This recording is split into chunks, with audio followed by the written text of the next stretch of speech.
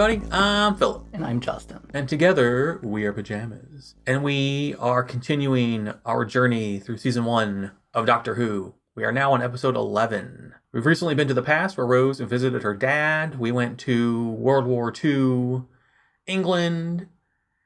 And now we get to see what this episode has in store for us as we're inching closer and closer to the end of the first season. Are you ready? Yes. All right, let's do it.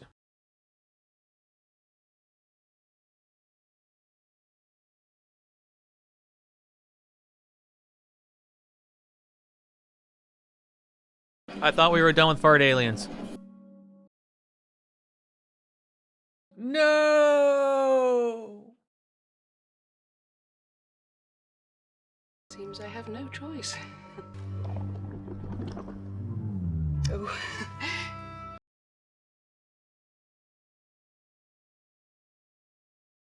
No, no, no, no, no, no, no, no. No.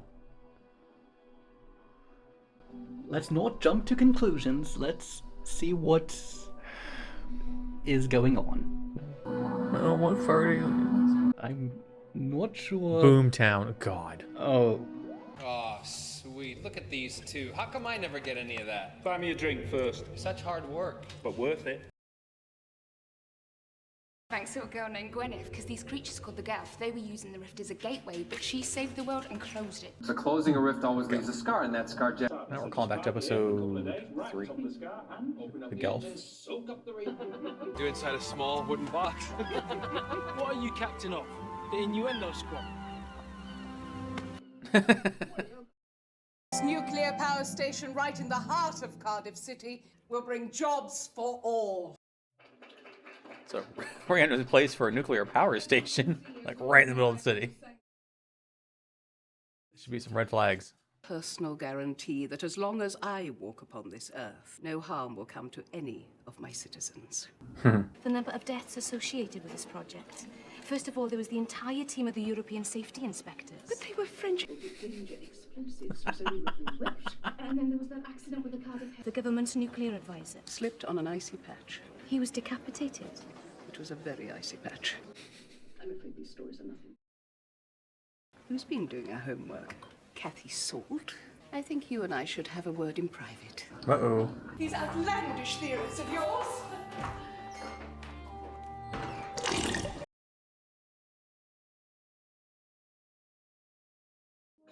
Do British toilets have, like, coat racks in them? Was there something wrong with the light? Oh, they're always on the blink. I'm glad she noticed the light. Oh, and umbrella holders, too.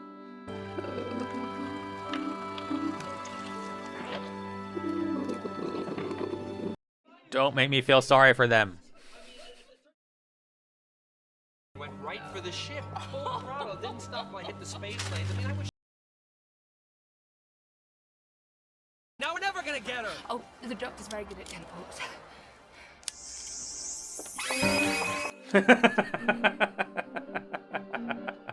You're a Slovene, you're on Earth, you're trapped. Your family get killed, but you teleport out just in the nick of time. London doesn't care. The South Wales coast could fall into the sea and they wouldn't notice. I sound like a Welshman. God help me, I've gone native. Why would she do that? A great big explosion, she'd only end up killing herself. Blythe Thrug, What's it mean? Bad Wolf. I've heard that lots of times. Bad Wolf. How can they be following us?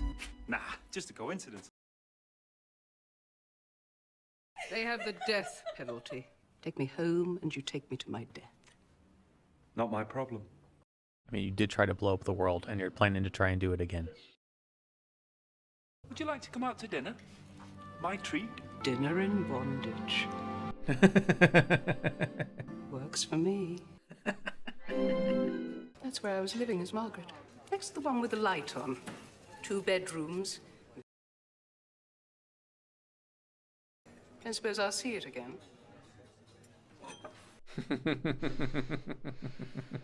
The excess poison can be exhaled through the lungs.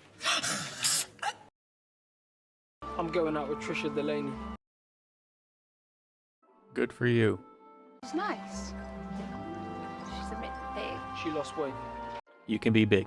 Acidity is perfectly gauged to strip away the skin, and I become soup and still alive. There used to be a real Margaret Blaine. You killed her and stripped her and used the skin. You're pleading for mercy out of a dead woman's lips. Perhaps I have got used to it. That's all I'm asking.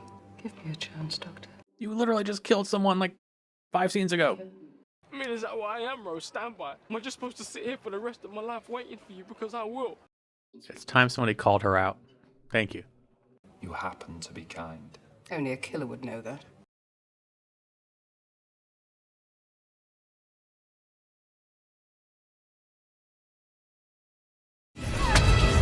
One wrong move and she snaps like a promise. I might have known. Lock on to the nearest alien power source and open the rift. What's that light? This ship's alive. You've opened its soul.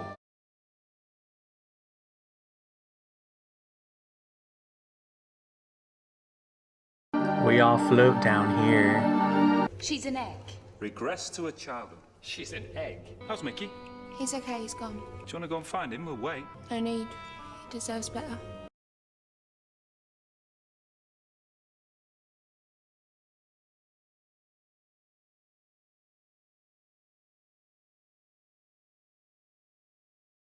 How sweet.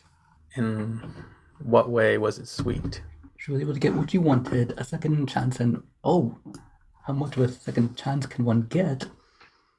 Much more than living life all over again. Oh, you mean for Margaret? Yes. Okay. Thought you meant with Rose and Mickey. I was like... Well, with that one, actually, I noticed a bit of a... There seems to be some cognitive dissonance in her. Somehow she can run away with the doctor. Yep. And not seem the least bit suspicious. But yet Mickey cannot go anywhere that he wants to with Trisha. All that he's doing is seeing what his options are, and so is she. Well, she's had the doctor, cute British guy. She's flirted with the captain. She's allowed to flirt with them, but yet he isn't allowed to flirt with Trisha. I'm glad that they addressed this because I think it was necessary. I'm glad that Mickey finally stood up for himself. Well, yes. So I'm not saying that. I don't think we're like people before people think we are belittling Rose. We're just asking for, I guess, for equality. Like if Rose wants, like you said, if Rose wants to be able to explore her options, then Mickey should also be able to explore his options. Especially since there's no guarantee of her coming back. She could die on one of the adventures. Well, hypothetically. It's just like when he says, is when you come back, you'll come back to me, I'll wait. That was a very powerful line. I was like, ooh. That they're supposed to always be there for each other, not only when it's convenient. That they can simply turn them on and turn them off like a toy. Yeah. It does feel like that's what Rose treats relationships like right now. Granted, as people said before, she's 19. This is all, new to her. So, but yeah, I'm happy that Mickey finally said something because I think she needed to put in her place for a while now about it. I'm not so much put in her place, just called out on it because there is definitely an imbalance between them. Yes, it was bound to happen eventually. Mm-hmm. It may as well be now since she's actually there. Yeah. Just like when she said, like she was all, I didn't really need a passport. I was like, you're toying with people. Like it's sweet, but at the same time, it's kind of manipulative. It's like I came back to see you, but I also brought this guy that I'm possibly seeing, and also this extra guy too that I just got done dancing on top of his invisible ship very recently. With romantic music. Yeah, and champagne. So it's just like, but I understand it. I get the writing, but we're just reacting as it's presented to us. So I think that, yes, Rose is 19, but Rose also, part of growing up is growing up and learning from mistakes or learning from things that you do. And taking responsibility. Yeah, exactly. And I think that Rose has shown that slowly as the season's progressing, that she's taken more and more responsibility for her actions and whatnot. And becoming more self-aware of not only what the consequences of her actions, of how they will affect herself, but also how they affect others. Unless you're from the past and she tells you about the future, she still doesn't have much tact as far as that goes. And I just didn't like her feeling like the victim when she wasn't. Because in this one, Mickey's kind of more the victim than she is. Because Mickey's waiting. Mickey doesn't know when he's coming. Mickey doesn't know when she's coming back. Mickey. Yes, he doesn't have as much access to a time machine as she does. Like, he can't have closure. He can't move on because he doesn't know. He's simply expected to wait there in suspense. Yeah. So. And as we've seen, the Doctor cannot get people in an exact, precise time all the time. Yeah.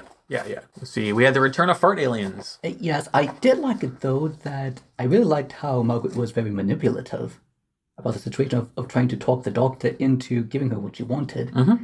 By showing how manipulative she could be, she demonstrated that she's much more than a goofy villainess. Yes, I actually wrote, I liked how they're making her more of a psychological ploy. Yes. With the Doctor.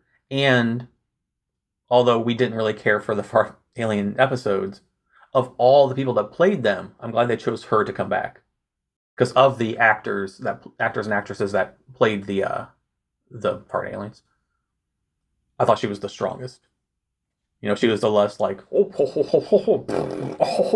like, you know, she like, and this proved it. She's a very good actress. Much more driven. Whoever played Margaret did a really good job. In my opinion, she really carried this episode with the subplot of Mickey and Rose. And having the discussions about, well, the ethics behind sending her back. It makes you think, like, how much of it that she was saying was true.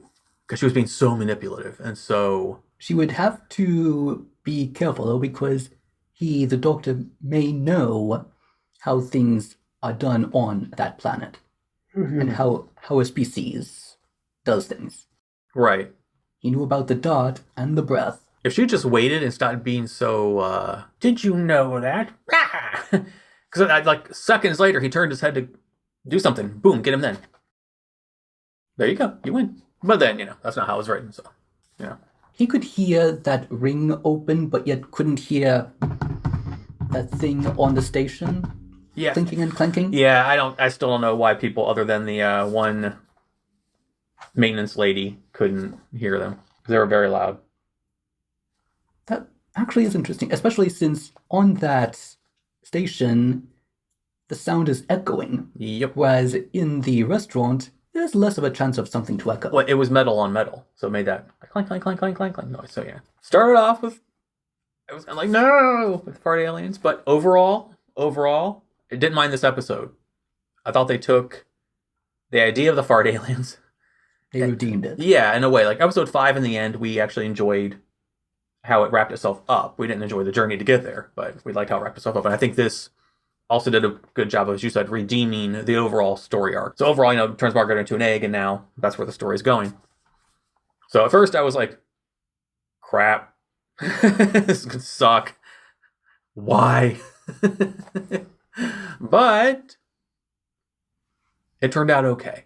And it was just character driven, and the characters, Margaret, the character they used, was strong enough. Oh yes, an excellent character in this episode. Yeah. So I think they did a good job. Jack is still with them. So I said earlier in episode 6, I think it was episode 6. I said there, I was like, it'd be cool to have another set of eyes, another perspective of what's going on. Now, granted, I really didn't want, like, the Doctor Mark II, because kind of what he is, the Doctor, but eye candier. But it's fine. I don't mind it. I just thought interesting that the two couples, like the Doctor and Margaret, and then Mickey and Rose, branched off, and then Jack is by himself. I'm like, aw, he's alone on the TARDIS. He needs company. And I learned that Pennywise lives in the TARDIS. That's interesting. Well, that they would have that very similar effect of the shining light, I mean. Yeah. We look at a light and you're mesmerized by it, and Yeah, the deadlights and stuff like that. I actually wonder if it's a coincidence or if maybe it's supposed to mean something. How do you mean? Like, Well, which part? as for what exactly Pennywise was, now what exactly is inside the TARDIS? That even he, the Doctor, never actually looked directly into it. Well, spoiler for it if you haven't seen it right now. So skip ahead like 15 seconds. Pennywise was an alien that crashed here. Mm-hmm. So, and then the TARDIS being also of possible alien origin. Yeah, I mean, it would be interesting if there was some correlation between like what Pennywise was and what the TARDIS is.